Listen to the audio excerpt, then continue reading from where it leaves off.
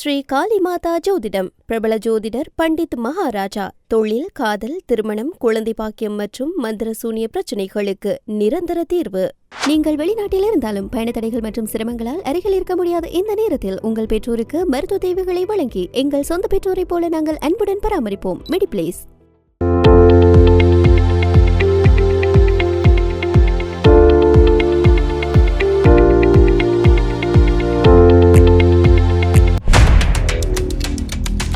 சனிக்கிழமை இரவு பாகிஸ்தான் தலைநகர் இஸ்லாமாபாத்தில் ஒரு ரகசியமான ஆனால் உலகமே எதிர்பார்த்து காத்திருந்த ஒரு சந்திப்பு நடந்து கொண்டிருந்தது.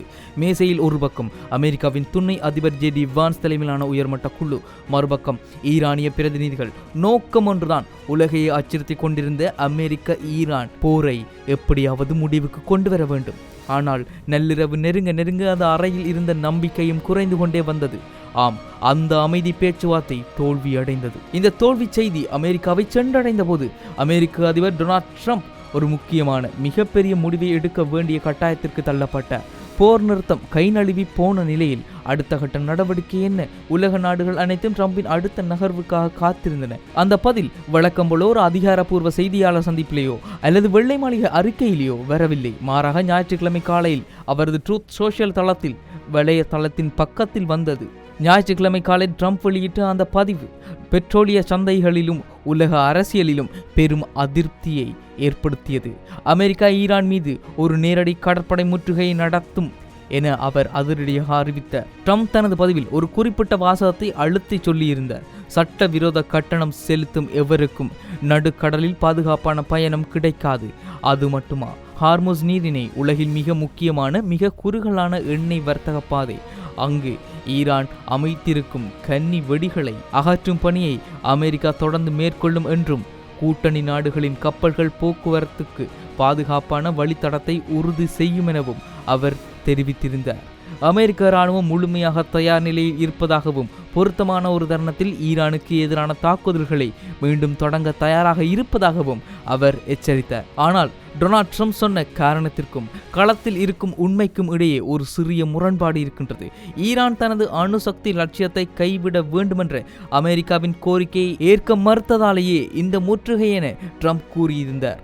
ஆனால் வான்ஸின் பேச்சுவார்த்தைகள் குறித்து நன்கு அறிந்திருந்த அமெரிக்க உயர் அதிகாரி ஒருவர் இதை ஓரளவுக்கு மறுக்கிறார். பிரச்சனை அணுசக்தி மட்டுமல்ல, அதை விட பெரியது என்கிறார் அவர்.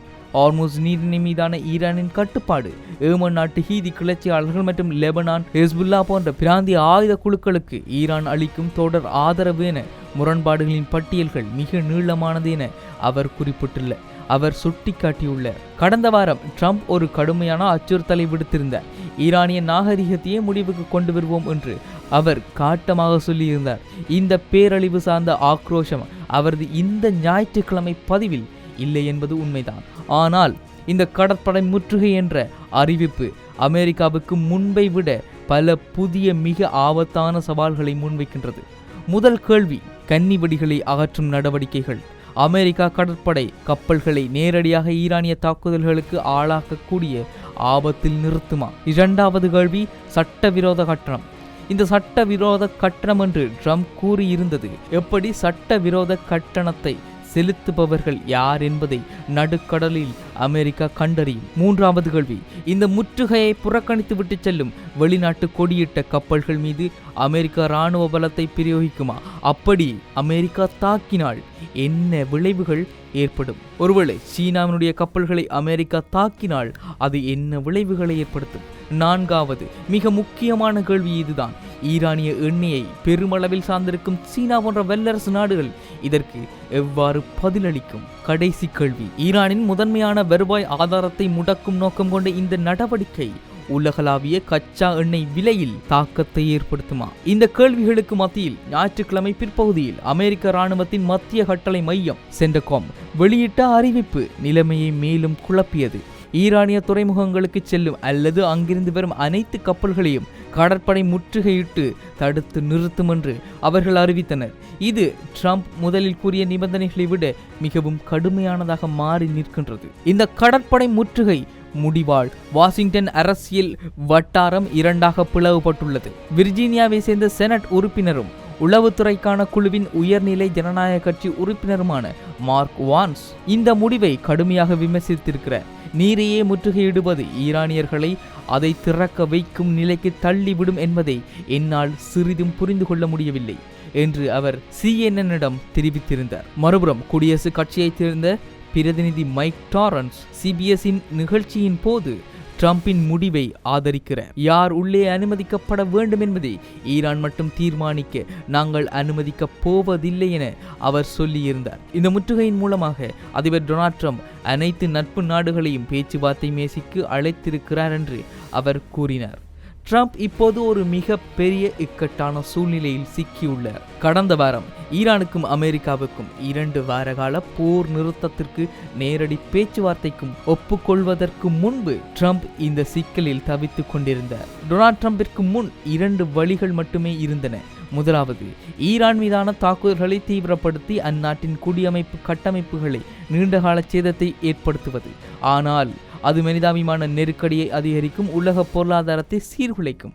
அல்லது போரில் இருந்து பின்வாங்குவது. நீண்டகால வெளிநாட்டு மோதல்களை தவிர்ப்பேன் என்று வாக்களித்து ஆட்சிக்கு வந்த ட்ரம்ப் இப்போது அதே வேளையில் சிக்கியுள்ளார் என்றுதான் சொல்ல வேண்டும். அவரது சொந்த ஆதரவாளர்களை இப்போது சோர்வடைய தொடங்கிவிட்டனர்.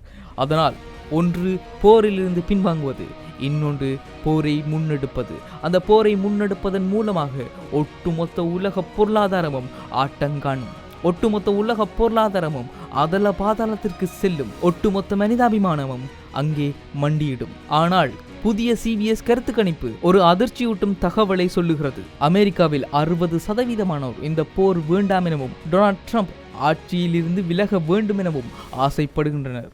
40% மட்டுமே இந்த போரை ஆதரிக்கின்றனர் என புதிய கருத்து கணிப்பு வந்துள்ளது. நாங்கள் இதற்கு முன்னர் பார்த்திருந்தோம். அமெரிக்காவில் ஒரு மாபெரும் கிளர்ச்சி ஏற்பட்டதும் டொனால்ட் ட்ரம்பினுடைய உருவ பொம்மைகள் எரிக்கப்பட்டதும். அப்படி என்றால் டொனால்ட் ட்ரம்ப் இந்த பதவியில் இன்னும் எத்தனை காலம் இருப்பார்? டொனால்ட் ட்ரம்ப் இந்த பதவியை தக்க வைக்க வேண்டுமென்றால் இந்த போரில் இருந்து பின்வாங்குவாரா, அல்லது போரை முன்னெடுத்து ஒரு ஆகப்பெரும் அழிவுகளை அமெரிக்காவிற்கும் ஒட்டுமொத்த உலகிற்கும் ஏற்படுத்துவாரா? டொனால்ட் ட்ரம்ப் சொல்லியிருக்கும் இந்த முற்றுகை எவ்வாறு உலக நாடுகள் மத்தியில் பார்க்கப்படும்? டொனால்ட் ட்ரம்ப் சொல்லியிருக்கும் இந்த முற்றுகை மூலமாக எந்த கப்பல்கள் தாக்கப்பட போகின்றன? அந்த கப்பல்கள் தாக்கப்பட்டால் எத்தனை நாடுகள் இந்த போருக்குள் வரப்போகின்றன? எத்தனை நாடுகளுக்கு இந்த போர் விரிவடைய போகின்றது? எத்தனை நாடுகளுக்கு இந்த போர் பாதிப்பை ஏற்படுத்த போகின்றது? எத்தனை நாடுகள் இந்த போரில் வரப்போகின்றது? ஒருபுறம் பாகிஸ்தானில் துணை அதிபர் வான்ஸ் ஈரானுடன் ஒரு உலக அமைதிக்காக போராடி கொண்டிருந்த சமயத்தில் அதே வேளை அதிபர் டொனால்ட் ட்ரம்ப் எங்கே இருந்தார் தெரியுமா? அவர் மியாமிக்கு சென்று அங்கு நடைபெற்ற UFC குத்து சண்டை போட்டிகளை முன் வரிசையில் அமர்ந்து ரசித்துக் கொண்டிருந்தார். பத்திரிகையாளர்களின் கூற்றின்படி அது ஒரு மிக விசித்திரமான காட்சி. இரத்தம் தெறித்த ஒரு களத்தில் மனிதர்களை ஒருவரை ஒருவர் மிருகத்தனமாக தாக்கிக் கொள்வதை அமெரிக்க அதிபர் கண்டு களித்துக் கொண்டிருந்தார். பிரபலமாக பலரும் சொல்லி வருவது இதேபோல உலகமெங்கும் இரத்தங்கள் வீசப்படும் போதும், உலகமெங்கும் இரத்தங்கள் தோயும் போதும் அமெரிக்க அதிபர் டொனால்ட் ட்ரம்ப் அதை ஆவலுடன் பார்த்து ரசிப்பார். இப்படியான மனநிலையை கொண்ட டொனால்ட் ட்ரம்ப் பதவியிலிருந்து விலக வேண்டும். இது பலருடைய கருத்தாக மாறி நிற்கின்றது. இதெல்லாவற்றையும் கடந்து டொனால்ட் ட்ரம்பினுடைய இந்த புதிய நகர்வு, ஈரானுடைய கடற்பாதையை முற்றுகையிடுவது, ஈரானுடைய கடற்பாதையை முற்றுகையிட்டு அங்கிருந்து வரும் கப்பல்களை தாக்கி அழிப்பது, இப்படியான நகர்வு என்ன விளைவுகளை ஏற்படுத்த போகின்றது? இப்படியான நகர்வுகளின் மூலமாக பல நாடுகள் இந்த போருக்குள் தள்ளப்படுமா? இந்த கேள்விகள் தான் இன்று ஒட்டுமொத்த உலக மக்கள் மனதிலும் எழும்பியுள்ளது. வரும் காலங்களில் என்ன நடக்கப் போகின்றது? பொறுத்திருந்து பார்ப்போம். இது IBC தமிழ். ஸ்ரீ காளிமாதா ஜோதிடம். பிரபல ஜோதிடர் பண்டித் மகாராஜா. தொழில், காதல், திருமணம், குழந்தை பாக்கியம் மற்றும் மந்திர சூனிய பிரச்சனைகளுக்கு நிரந்தர தீர்வு.